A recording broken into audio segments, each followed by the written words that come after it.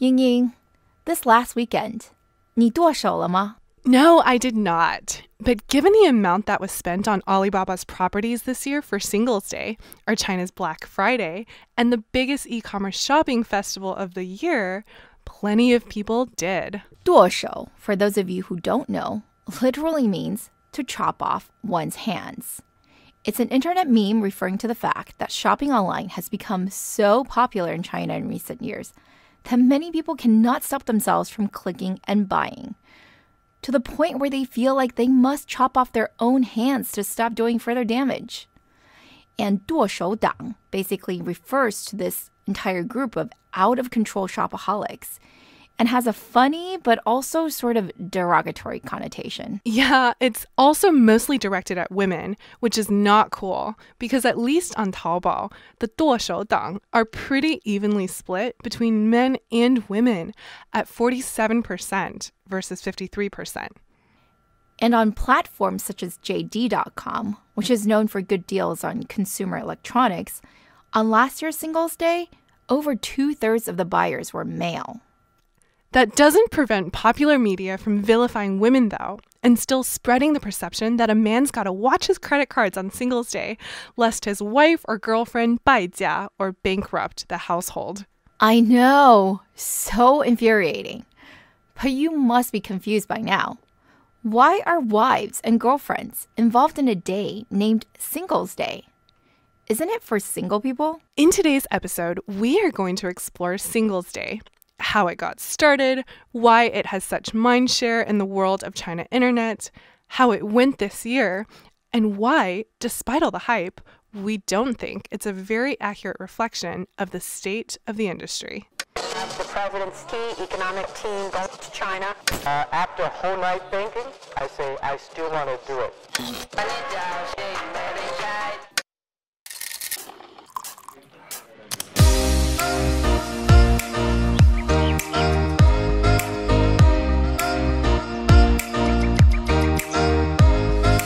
Hi everyone, we are TechBuzz China by Pandaily, powered by the Sinica Podcast Network. We are a weekly podcast focused on giving you a peek into what's buzzing within the tech community in China. We uncover and contextualize unique insights, perspectives, and takeaways on headline tech news that don't always make it into English language coverage, so you can be smarter about the world of China tech. TechBuzz China is a part of Pandaily.com, an English language site that tells you everything about China's innovation.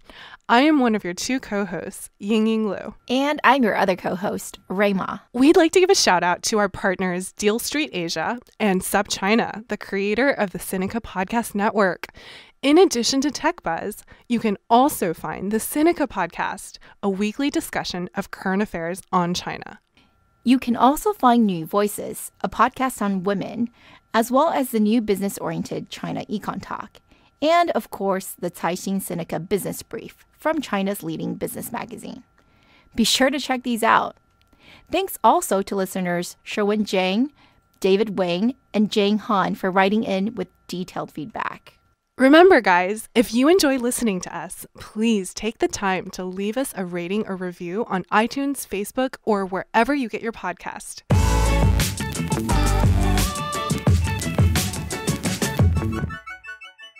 Okay, Ying-Ying, so Singles' Day is not an official holiday in China. No, I don't think Confucius would have approved.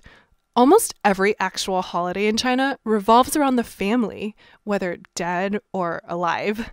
The legend goes that Singles' Day is something made up by single men from Nanjing University in the early 90s, who decided that there were so many holidays celebrating couples that being single ought to be celebrated as well. They picked November 11th because, well, 1 is the lowliest number, right? And November 11th emphasizes that 4 times. I agree.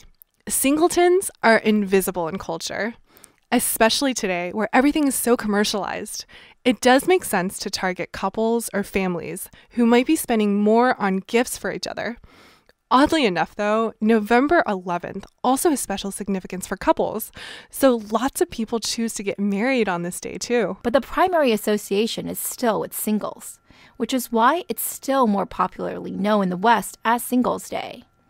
The original impetus behind Alibaba's 双十一, or Double 11 shopping festival, was pretty simple.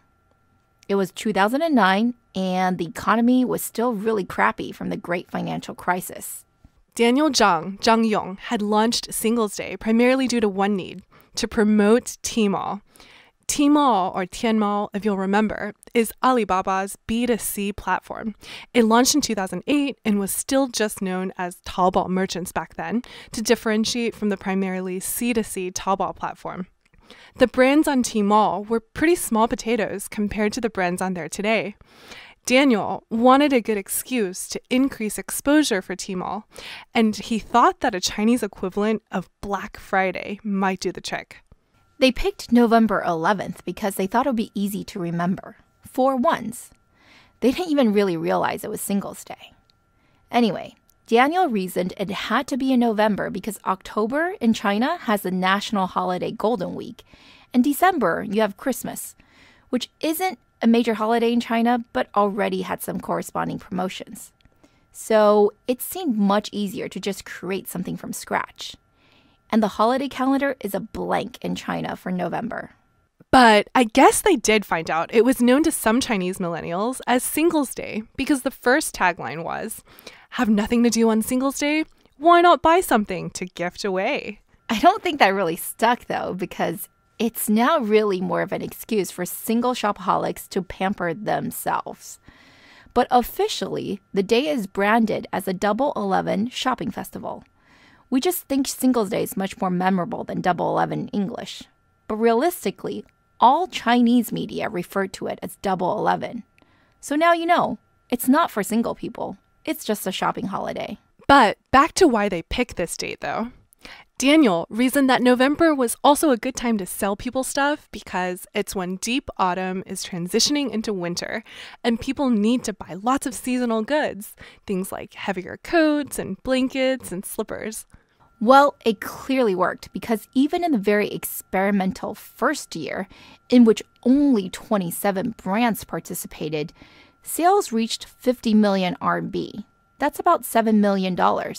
Which, if you go by the record set last weekend of $30.8 billion US, would have taken just 20 seconds to reach. Yeah, as many have noted, in the 10 years since Alibaba launched Singles Day, its Single Day GMV, or gross merchandise value, has grown over 4,000 times. On that metric, it is considered wildly successful. And the success of Singles Day definitely helped Daniel secure the CEO position at Alibaba. He may well be forever known as the mastermind that dreamt up a holiday that makes the shoppers in the US seem anemic in our spending. After all, last year's 4-day haul for US shopping, Black Friday, the weekend, plus Cyber Monday all added together, totaled just $14 billion or so, whereas Singles Day on Alibaba alone generated $25 billion, which is almost double the entire amount for all retail online shopping combined for the US. And if you choose a more comparable single-day shopping event, Amazon's Prime Day, for example, that was estimated to be about $4 billion this year, less than 1/7 of what Singles Day 2018 generated for Alibaba. So, all good, right? Are you convinced yet that Singles Day is totally amazing and a prime example of China's economic success and Alibaba's dominance in e-commerce? I mean, there is nothing that comes remotely close. But actually, we don't agree with that.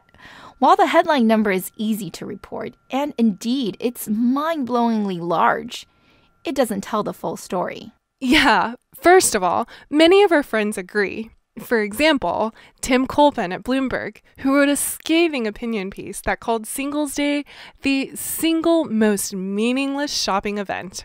Yeah, ouch. What he meant by that, though, was that the GMV metric is well known as an unreliable indicator of actual revenue.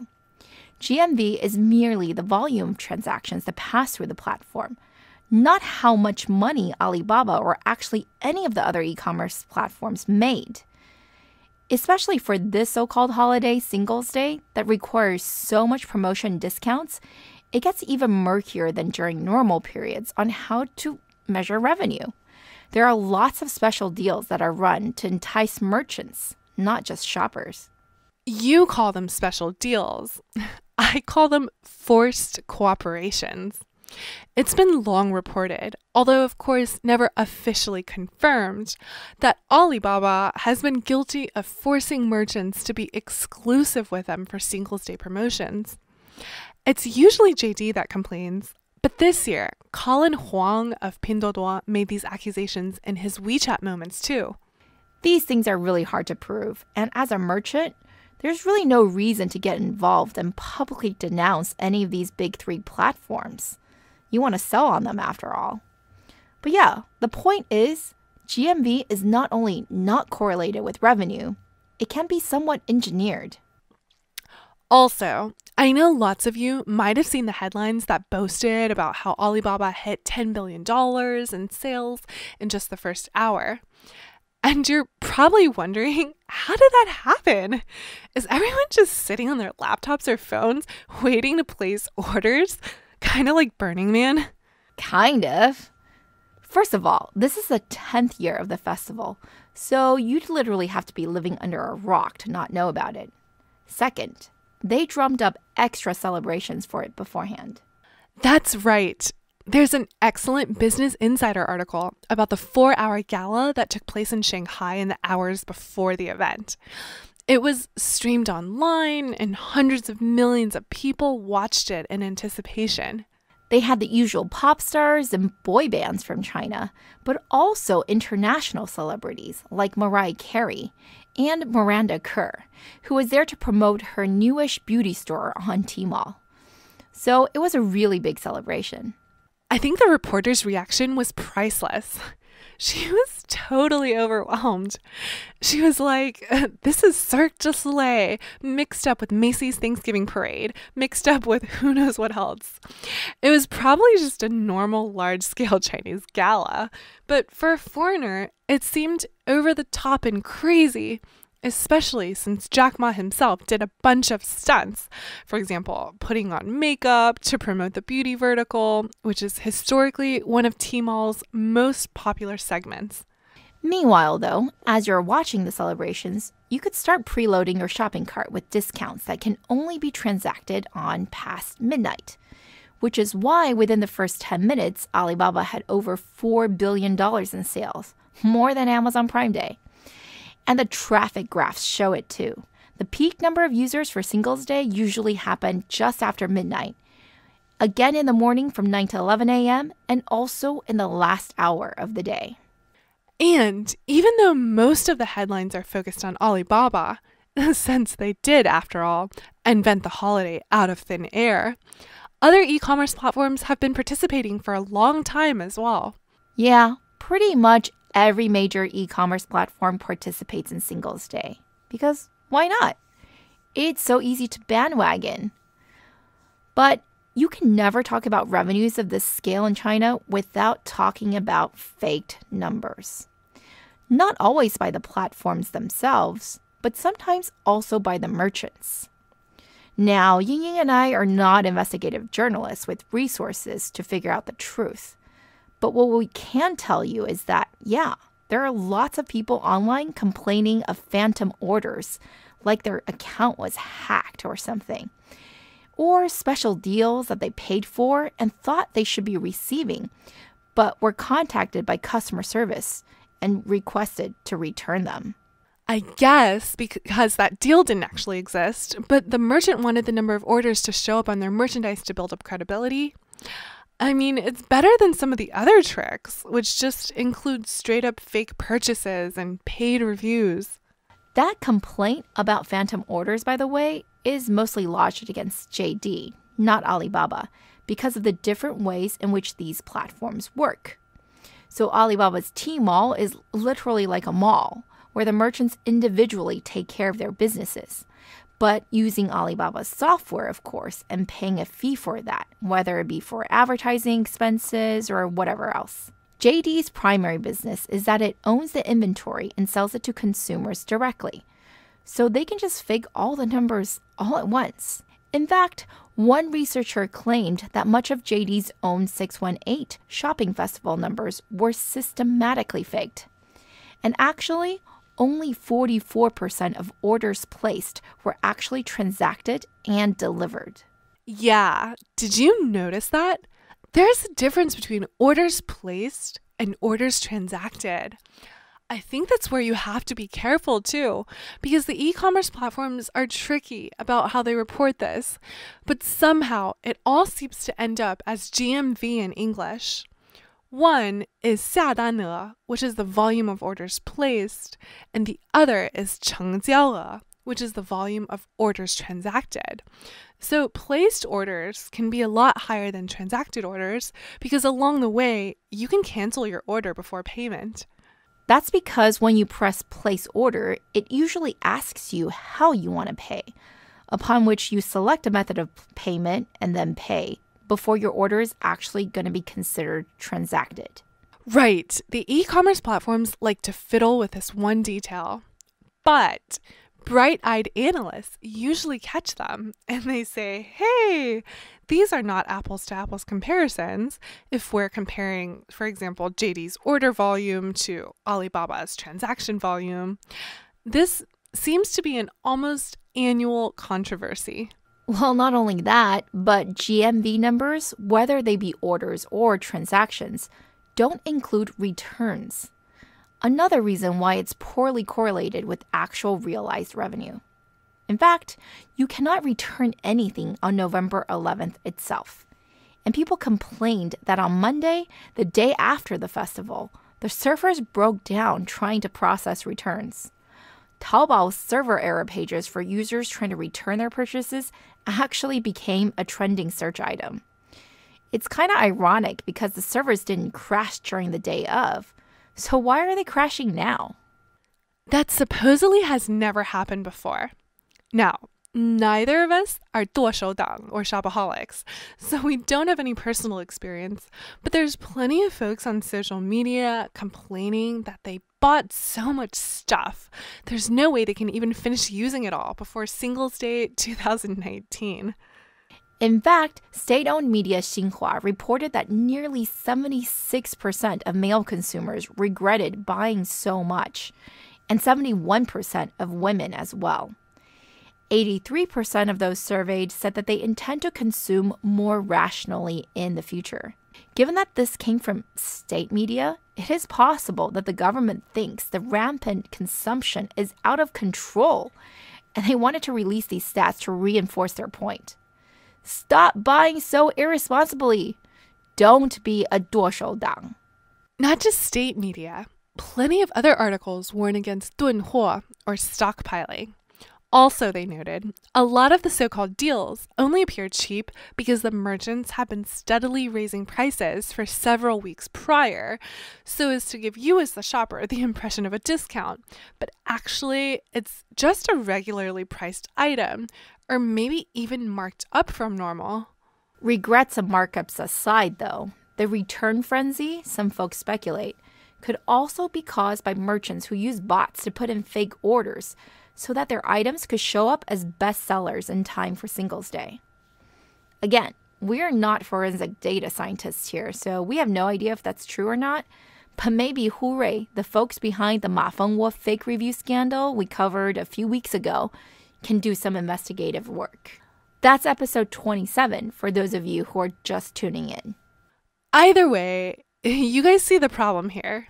GMV could be orders, or it could be transactions, and it doesn't take into account returns, and it can be gamed. Not to mention, Tim did a nice graph here showing that it has a pretty small correlation with actual revenue. So all of these things make us agree with him that it's not that great of a metric. So investors, you guys and gals need to read the fine print on this. But GMV remains the focal point, and even at nearly $31 billion, there are a lot of naysayers who poo-pooed at Alibaba's mere 27% year-on-year growth this year.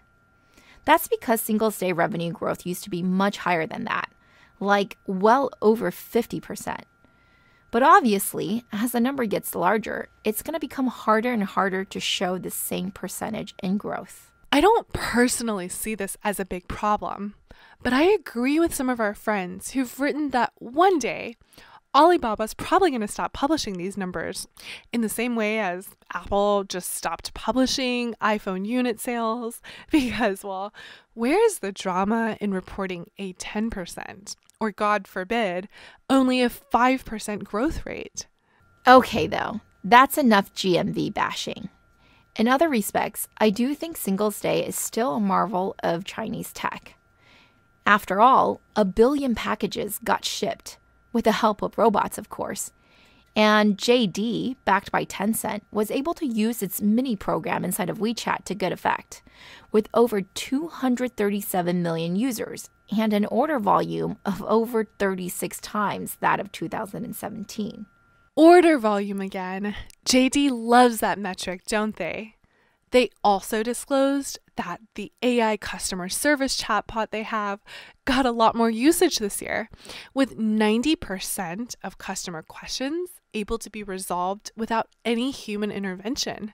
So I think what we're trying to say here is that it's not just the GMV that we should be looking at for Singles' Day, as much as it is the sheer technical skill that's required to pull off a sale of this size.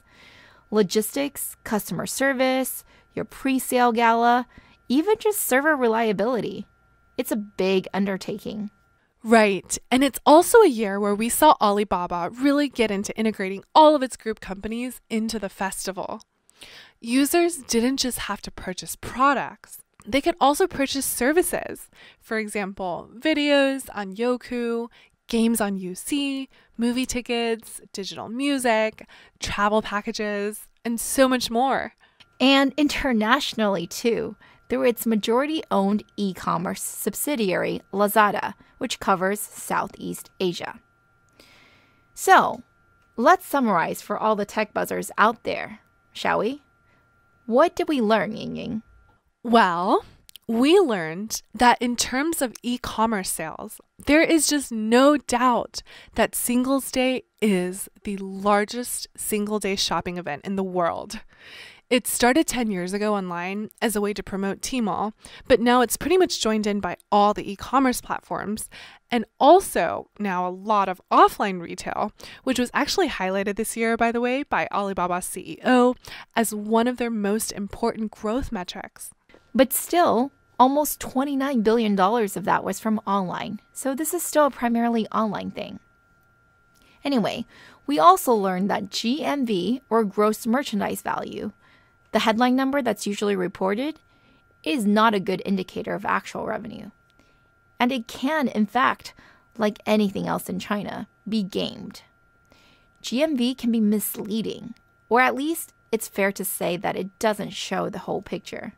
So the $30.8 billion of GMV for this year on Singles' Day for Alibaba, the $23 billion for JD, plus billions more from Pinduoduo, VIP Shop, NetEase, etc., these numbers should probably come with some asterisks and footnotes.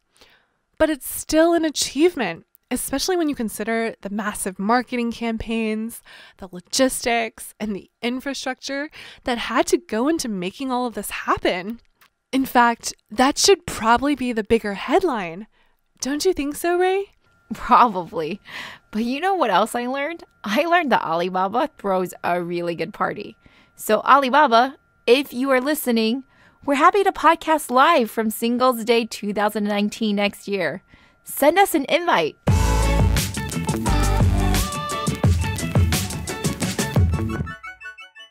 Okay, that's all for this week, folks.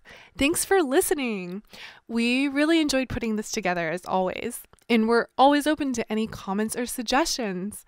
You can find us on Twitter at the Pandaily, at TechBuzz China, and my personal Twitter account is spelled GINY. And my Twitter is spelled RUIMA. We'll be back here, same time next week. TechBuzz China by Pandaily is powered by the Sinica Podcast Network. Pandaily.com is an English language site that tells you everything about China's innovation. Our producers are Bonnie Zhang, Shaw Wan, and Kaiser Guo. Our intern is Wang Menglu.